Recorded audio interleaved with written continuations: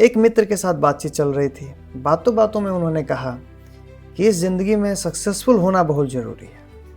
मैंने पूछा मतलब क्या? तो उन्होंने कहा कि अमीर होना, बहुत अमीर होना ज़रूरी है, बहुत आपके पास सुख सुविधाएं होनी चाहिए, बहुत कोई ऊंचा पोस्ट होना चाहिए, आप लोगों को कंट्रोल करते हों, सब किसी चीज़ की कमी नहीं होनी चाहिए आपके पास, तब जाके आप सक्सेसफुल कहे जाते हैं हमारे समाज में। तो मैंने सोचा और फिर बोला कि लेकिन इस दुनिया पे तो भूखे, लालची, दरिंदे, दानव राज कर रहे हैं। तो अगर मुझे उनके जैसा बनना है तो मुझे भी दानव बनना पड़ेगा। तो वो कह रहे हैं हाँ बिल्कुल बनना पड़ेगा। तो मैंने बोला नहीं फिर तो ठीक है, मैं जैसा हूँ वैसा ही ठीक हूँ।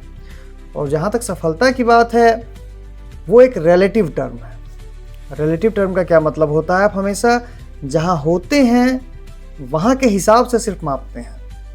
आप जिस समाज में रहते हैं, जैसे लोगों के बीच रहते हैं, आपकी सफलता का डेफिनेशन तो वहीं पे तय होता है ना।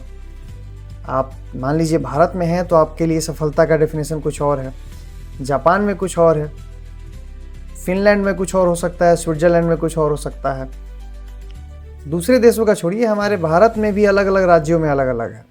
बिहार में अलग है, बंगाल में अलग है, साउथ इंडिया में अलग है। तो ये जो डेफिनेशन है सक्सेस का वो तो हम खुद ही बनाते हैं ना।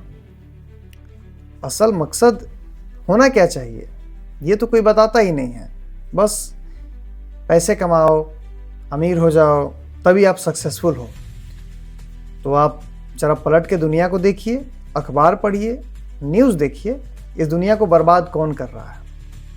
सो कॉल्ड अमीर लोग ही तो बर्बाद कर रहे हैं ना। ये नहीं कहा जा रहा कि आप अमीर मत बनिए, एक सेंसिबल पर्सन तो बनिए कम से कम, जिसे समझ में आए कि आप कब दूसरों का फ़ायदा उठा रहे हैं और कब नहीं उठा रहे हैं, ये आपको समझ में आना चाहिए।